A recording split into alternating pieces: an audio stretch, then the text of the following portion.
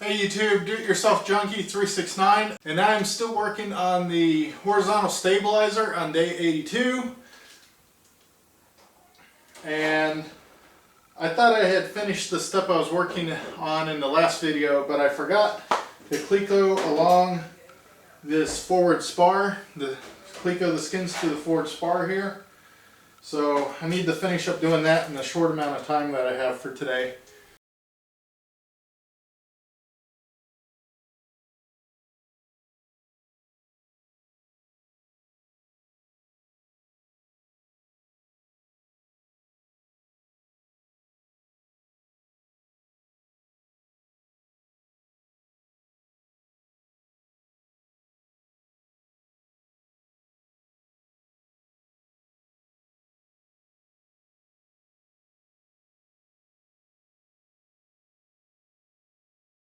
Okay, so next part is I have to cleco these stringers together and slide them into there.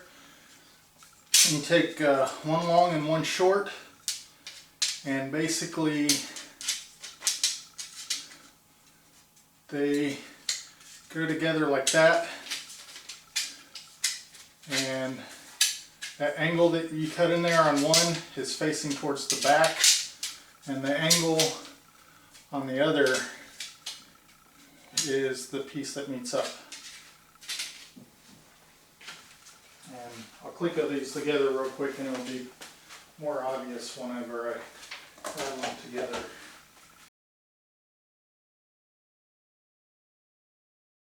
Okay, so here it is. Basically you've got two sides together, and on the one you have, on the short one you have the angle cut facing in this profile, and then on the long one you have the angle cut in the long profile. And the hole pattern on these is in such a way that there's no possible way to match them up any other way. So it'll be obvious when you go to do it.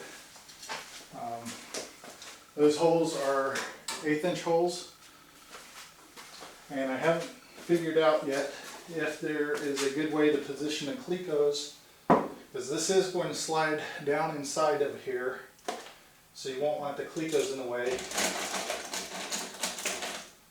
But I haven't test fit one yet, so I'm not quite sure if one way works better than the other. We'll find out in a minute.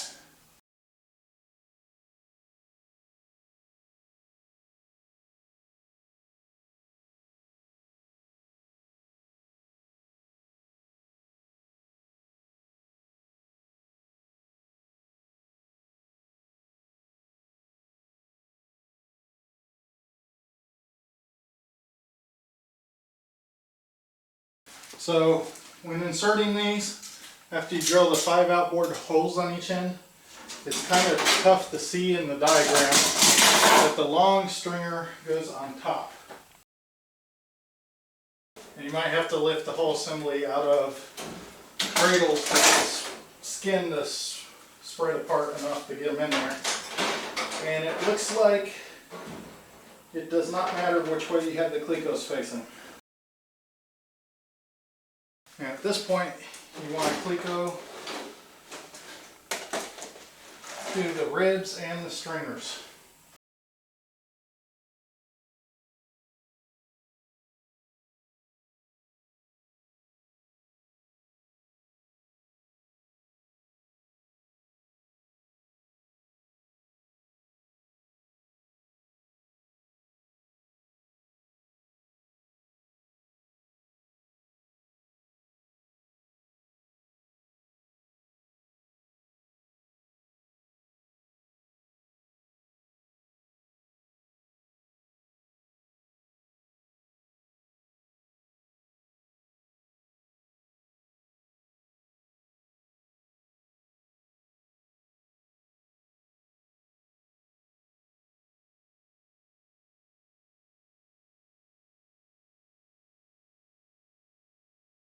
Okay, I finally picked up another 100 clecos, and I'm going to finish step 1 on page 9.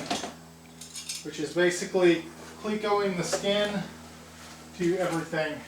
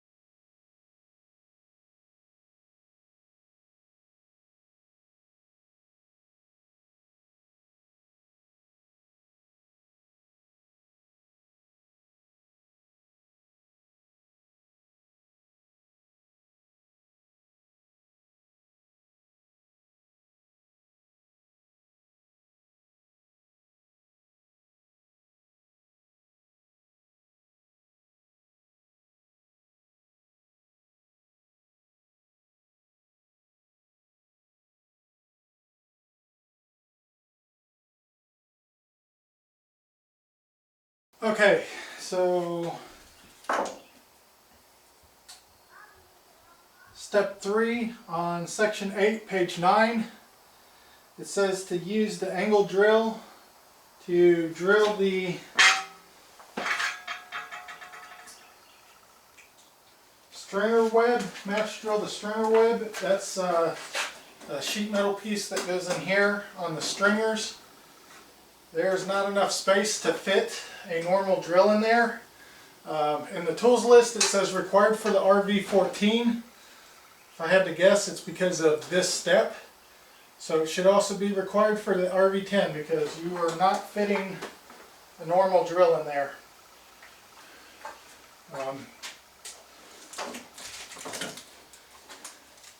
don't even think it'd be possible with a shorter drill bit. No, not possible no matter how short of a drill bit you have. So you definitely need a 90-degree drill or 90-degree drill attachment or kit or something. So I'm going to have to put that step on hold and come back to it.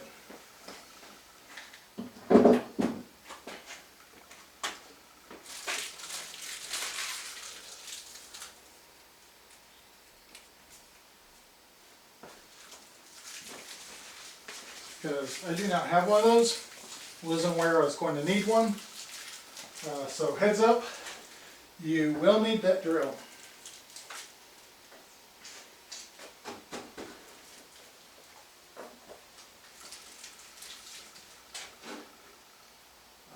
On the plus side, parts you're drilling are out here in the open.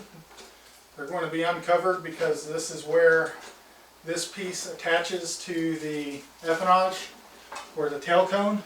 So that area is going to be open throughout the whole construction. So really I probably could skip that and leave it almost till the end. Even after I prime the parts and start putting the stuff together, I could come back and match drill that right before it went together.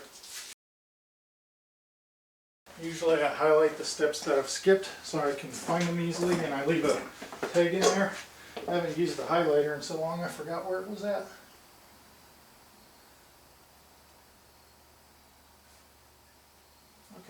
so that one's marked. And we'll go ahead and skip on to step 4.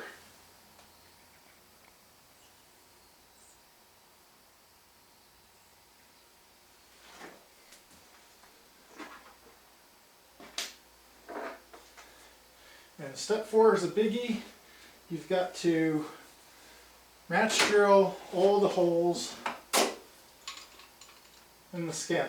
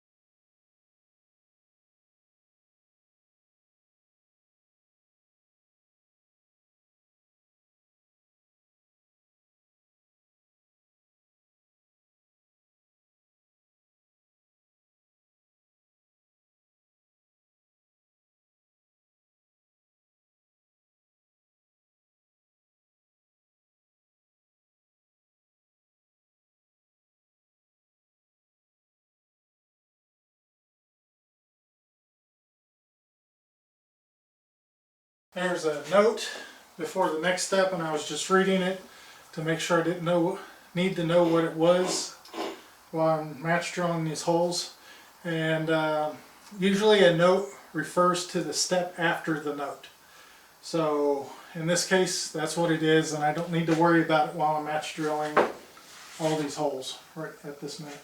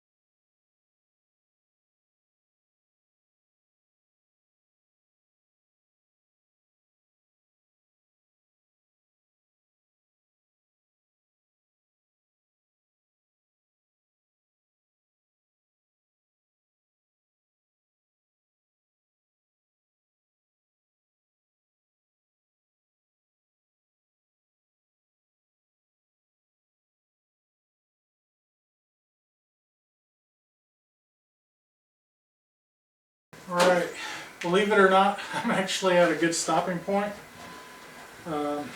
Unfortunately, I still have homework to do, and I probably should focus on that rather than working on the plane, as much as I hate doing that. Basically with this is you want to keep a good pattern as far as what you've drilled and haven't drilled, and what clecos have been moved and haven't been moved. And basically the reason I know I'm at a good stopping point is I've done everything from the rear spar to the front spar, and all I have left on this side is the nose ribs, which I'm going to do last. I'm going to flip this around and do the other side, and then take it out of the cradles and lay it on the bench flat to do the nose ribs. That way I'm not having to like angle the drill down into the table to get perpendicular to the skin.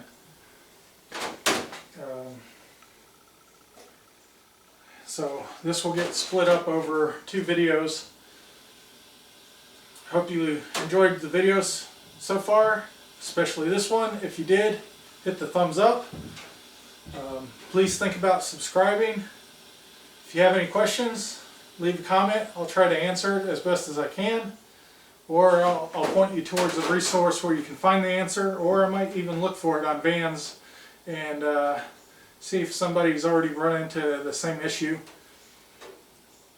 Other than that, if you're thinking about getting one of these kits, it doesn't have to be an RV-10, it can be an RV-12 or RV-14. I like both those aircraft with the 10. The 14's aerobatic, and the 12 is just about the best light sport aircraft I've seen as far as what range you can get out of it. Other than that, like I said, if you're looking at getting a kit, please look below in the description and use my builder's number. Vans will send me $100, which I can use towards the purchase of my wing kit. And that's just a thank you from Vans for putting out information and basically free advertisement for their kits. It's not part of the video per se, it's just like if I talked to you in person and you bought an aircraft, it's kind of like a referral fee. And that's how they do a lot of their spreading knowledge about their kits, is word of mouth. So that's a great program. And thanks for watching. See you in the next video.